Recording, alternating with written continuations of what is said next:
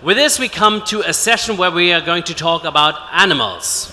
And you know which animal I'm talking about. Of course, I'm talking about a unicorn. Because here's the thing. It's already a dream for a founder to build one unicorn. But to build two unicorns, that is literally putting you in a class of its own. And that is exactly what our next guest has achieved. As a co-founder and CEO of Inmobi, India's first unicorn, and later with Glance, he didn't just build platforms. He reshaped how content is really being consumed. And also he had changed how brands engage, how tech ecosystems evolve into the world's fastest growing digital markets. But the question is, what happens after you hit scale? What's next when you've already achieved the dream of every founder? Well, in this session, we will go deeper and we will find out what it really means to move from a unicorn builder to a market shaper. And that's, of course, where we are now delighted to have with us Abhay Singhal, a true pioneer in platform innovation. And also on top of that, we have the senior content producer who's going to ask the questions at Monify. He's bringing financial literacy to Gen Z and millennial audiences. So please give a warm welcome to Abhay Singhal and Hadi Talje. Welcome! Great to have you with us. Thank you. Welcome. Thank you. Thank you. Thank you for joining. My name is Hadi Talje. I'm the senior content producer at Monify. Monify is a social media company whose mission is to make financial literacy actionable, understandable, and fun for a young audience trying to build wealth. I'm really excited about this session because we're going to talk about market shapers. And I want to start it with a little anecdote. In the late 90s, Amazon was just an online bookstore. Today, it's a global marketplace. It's where products get priced, delivered, and most importantly, discovered as well. And when one company gets to control so much of the supply chain, it's no longer competing in the market, it's shaping it. So 10 years ago, if you built a platform with millions of users, you've achieved scale. Congratulations. Today, scale is only the beginning. Thank you. The question becomes, what are you going to do with that scale? Are you going to use it to monetize, or are you going to use it to shape how consumers behave and shop and whatever it is you want to do? So I'm very happy to be joined by you today, Abhay Singhal. You did not found just one unicorn, but two unicorns. The first unicorn in India, Inmobi, and the fastest company to reach unicorn status in India, Glance. Let's start by talking about Inmobi a little bit. Founded in 2007, reached unicorn status in 2011, became India's first unicorn. Tell us a little bit about the company. What do you guys really do at Inmobi? And at what point do you tell yourself, this isn't about scale anymore? We're not about growth, we're about shaping the market we're in. Yeah, thank you, and it's very nice to be here. Look, Inmobi started back in 2007 when mobile internet was just beginning to start. And nobody at that point in time really understood in Asia how big the mobile and mobile internet is going to be. But what is also interesting is we have seen that to keep the internet free, you need to figure out an advertising model. And back when mobile was starting and all the apps were starting to come on the mobile devices, you need to figure out a business model through which developers could make money. And that is what Inmobi does. So Inmobi has, over the period of last 13 years, provided over $10 to $12 billion to different developers who have created their apps and made the apps available to all of us. We support over 40,000 different developers, and all of that is very ad funded. And that's the business model that Inmobi does. Very nice. I think a lot of founders struggle with this mind shift. If you're working at a company, if you're founding a company, it's doing well, you're scaling. How do you shift the mindset from, you know what, we've achieved growth, that's great, now we want to dictate how our industry behaves, how our consumer behaves or acts online. How do you get everybody in the company rallied behind that idea? Yeah, look, I think it's part of our culture. Even when you're starting from the beginning, you need to have sort of an infinite game in mind. In my view, startups are the ones that are, or think of any generational company that you might have seen, they are built forever. You never build a company to think that, oh, it's going to finish in 10 years and then I'm going to do something else afterwards. So we literally build it forever. And that is why every year for us is a new innovation. Every year for us is a new growth. just because we happen to be bigger every year, our ability to take risk increases. It doesn't change anything. When we were small, we would take small risk. When we are big, we would take big risk. So to answer your question about, how do you rally the entire company behind, I don't think there is one moment where you can go and say, oh, now I'm going to start rallying the company behind. You literally think of that as a culture and build it from the day one. Otherwise, it never happens when you become big. Yeah. Speaking of culture, I think I mentioned this to you before as well. Stephen Bartlett, the host of A Diary of a CEO, in his company, there's a department of failure. And every week, the person who has experimented and failed the most gets an award. Is there some sort of similar culture in Inmobi? Is experimenting something that you would like to do always? So, for those people who work with me, they would always hear two questions from me. Every single day, every single meeting. One, what is the new insight that you have today that you didn't have earlier? And second is, what are you doing for that insight? Now, everything else doesn't matter.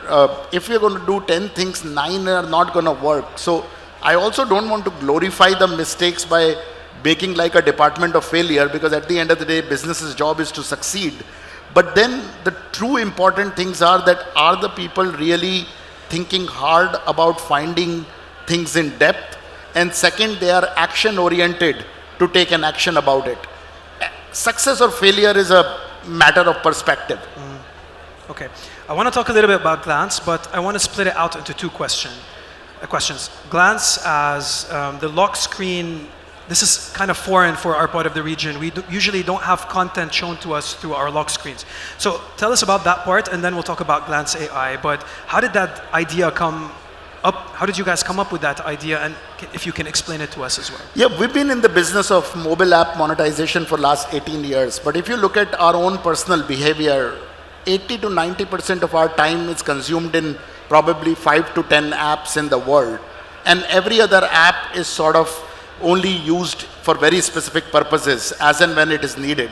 So our simple purpose was that if there is got to be a shift in the way users consume the content, we need to find a screen which is very, very personal to them, visible to them, and somewhat of a very natural interface. Now, what is better than an app? It's the screen itself. And that's how Glance came about in the lock screen. And then as the revolution of AI came about, I'm preempting your question. So as the revolution of AI came about, we thought that that screen can be converted into the biggest source of inspiration. Biggest source of inspiration for how do you become a better version of yourself. For example, we've just launched Glance AI Commerce, which is transforming the way how individuals shop or get inspired to buy things in the space of fashion right on their lock screen. Yeah, I want to get into that next, but I want to ask you, do you have plans of expanding Glance as a lock screen content discovery to our region, to the MENA and GCC? Oh yes, absolutely. It is, on the lock screen, it is live in about 10 countries, but as an app, it is live in 140 countries now. So Glance AI, you can download it from the App Store and try and play with it. It's a beautiful, cool product. I was showing it to Hadi yesterday, and he said it made him look better. I hope so. Yeah, I'm going to talk about my experience very soon. So yeah, it's there, and we believe that it can actually transform the consumer experience in every country. Yeah, let's talk about Glance AI. So I downloaded Glance AI yesterday. I took a selfie of myself, and the app kind of curated my wardrobe. It's kind of like a personal shopper, but instead of seeing the model, you see your face, and that makes the experience hyper-personalized. So what drove that shift from content discovery to AI commerce? Look, I think the biggest transformation that AI is bringing is that instead of making the internet searchable, AI is generating the internet. And that generation of internet can actually be done at the unit scale of one. My internet can be very different than your internet or her internet. And in that world, why can't I be my own internet's hero? Or why I can't be my own internet's protagonist? And that is where our brilliant idea for AI shopping came in, that think of very simple use case, and we just launched it and it has become a viral use case, where you give one selfie and say, how am I looking? It's a question that we have asked every day to our better half or a partner or somebody. Or I'm going into a conference and I'm saying, oh, is this smart casual? I mean, that's a problem that most of the men have. What is smart casual? So it's a very simple question and answer, but one selfie can actually help you reimagine your wardrobe and make your wardrobe look very, very inspirational. And it is, and AI makes it all the more possible now. Yeah, I think we all struggle while shopping online to understand if the wardrobe we're buying actually looks good on us. This makes it much easier to visualize that. So let's talk a little bit about Google. Google also has an AI shopping mode that they also released, I think, earlier this year. Interestingly, Google is also one of the first backers in Glance AI. How do you manage Google as an investor versus Google as a competitor, if you want to call it that? And what's the relationship looking like today? And Google is also an infrastructure on which we run our AI. Google also provides us their best AI models and so on and so forth. So look, Google is like electricity. I mean, they are in everything. If you stop worrying about Google, then you might as well do no business and go home. So jokes aside, Google sees something in us because of which they are sitting as an investor. They're not a stupid company not to put money, and they've just reinvested into Inmobi again, or Glance again. But one other thing that I would say, that the whole space of fashion and fashion inspiration is such a large space that there is never going to be only one player in itself. The second point is that look at the growth of OpenAI or Perplexity or Anthropic. It is being demonstrated by the industry that smart people, very hyper-focused on solving that one problem, can actually make large companies also sit up and take notice. So what we believe, what we are bringing to the table is something that is so different that our consumers are loving it, and that's all we care about. Great. I want to stay on that a little bit, since you talked about the competition with big tech. Google, Meta, Amazon, these guys make most of their revenues from ads. So do you guys. So Google, I think in Meta, 90% of their revenue comes from ads. You're operating in the same universe as these guys. I mean, is it competition or is it coexisting? Is it working together, or how does that work? Do you feel that you're competing with them or shaping a new market outside of what they're doing? Look, I think commerce is a large portion of advertising money. If you look at today, Amazon makes all of their advertising money through commerce. Google makes significant amount of money through commerce, and so does Meta. So the boundary between commerce and advertising is actually very, very blurred. So if we look at the developers that we work for and for whom we generate billions of dollars of revenue every year, they also need us to do the best job that we can to deliver them the most appropriate return on investment or most appropriate dollars. So I don't care so much about competition, because to every dollar, Hadi, we need to prove to our advertisers that we are doing the better job of ROAS, and may the best person win in the end. Okay, interesting. Let's talk a little bit about India. India evolved when it comes to startup culture. Startups were barely surviving, now we're seeing them thriving. You are India's first unicorn, now there's over 100. How do you see this shift from Indian startups trying to survive to now, like Inmobi and Glance, shaping the market, not just in India, but globally as well? What happened? Oh, it's very interesting. I mean, look, India was always a country that had a lot of talent. The problem with India was actually three. A, we did not have access to capital. Two, we did not have access to our consumers, because our consumers didn't have internet, suppose 20 years ago. And the third thing is that India did not have conviction in its own capability. So I believe the capital, conviction, and customers are all these three things that have happened in India over the last 15 years. And now it has happened in such a strong force that the experiences that are getting created in India are relevant now globally. Whether it is our payment stack, or whether it is our consumer commerce stack, or any other such stack, I think those stacks have relevance for the world. And because India is not a rich country in that way, we needed to figure out our own ways of keeping our innovation frugal. And suddenly we as a country are seen as the one that can provide solutions Fastest growing economy in the world. to 4+ billion people in the world. And that's a huge market. Okay. I hear there are talks of Inmobi going public by the end of this year, 2025, at a $10 billion valuation. Why now?